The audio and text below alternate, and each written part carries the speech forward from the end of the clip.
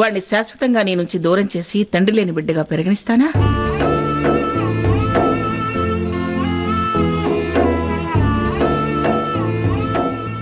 వాడి కోరికలో ఎంత నిజం ఉందో నేనిప్పుడే చెప్పలేను గాని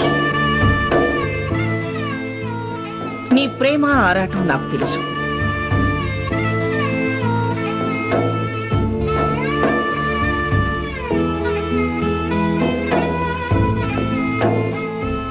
రఘురాం, వాడు బయటే ఉండి ఉంటాడు. రమన్ ఉంటాడమ్మమ్మ, ఖచ్చితంగా నా కోసం ఉంటాడు.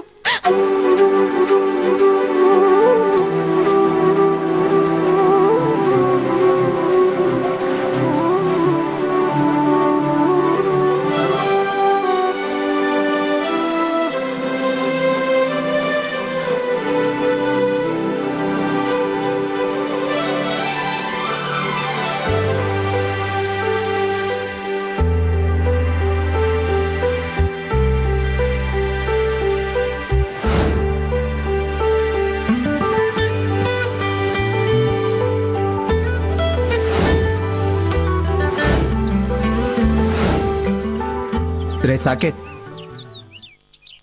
నానమ్మ రమ్మంటుంది, రా.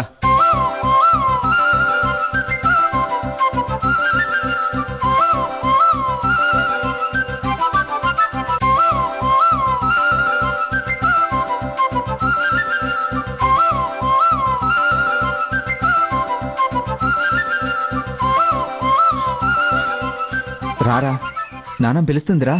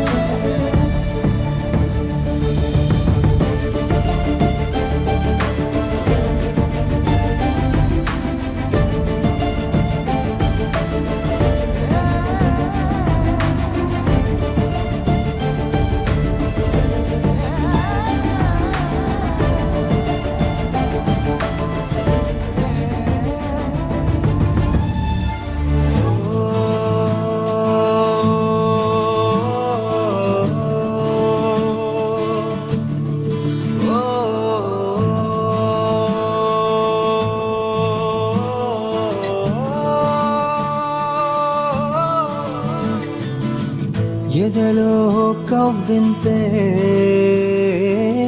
తాకేవో వింతై మురిసేవో గిలిగింతే. నన్ను క్షమించు స్వర్ణ. ఏంటి బావా ఇది? నేను మారాను స్వర్ణ, పూర్తిగా మారాను. మనసు మార్చుకొని వచ్చాను.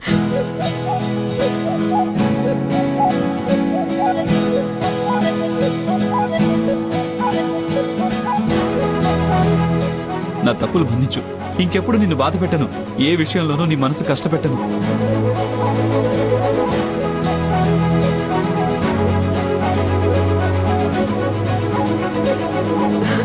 నన్ను మనస్ఫూర్తిగా క్షమించు స్వర్ణ. ప్లీజ్ స్వర్ణ. బావా వద్దు బావా, మళ్ళీ మళ్ళీ నన్ను క్షమాపణలు అడిగి నిన్ను నువ్వు తక్కువ చేసుకోవద్దు.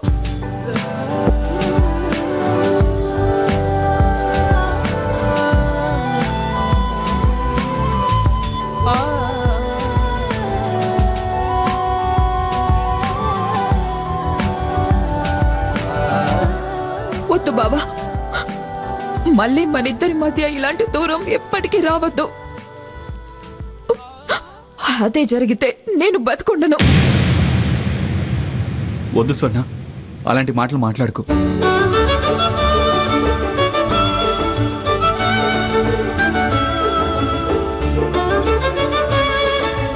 చూసావా అమ్మమ్మ, నేనంటే బావకి ఎంత ప్రేమో. మంచిదేగా, ఈ ప్రేమే మీ మధ్య ఉండాలనేగా నీ కోరుకునేది. ఇంతకాలానికి నా మనసుకి గొప్ప తృప్తి లభించింది.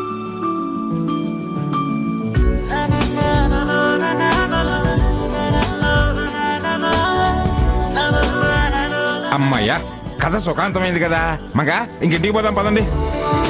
ఇంత శుభం జరిగాక వెళ్ళటం ఏంటండి? తృప్తిగా అల్లుళ్ళు కూతుళ్ళు కలిసి భోజనాలు చేసి వెళ్ళండి. చూడమ్మా, వాళ్ళు కలిశారు, ఒకటయ్యారు.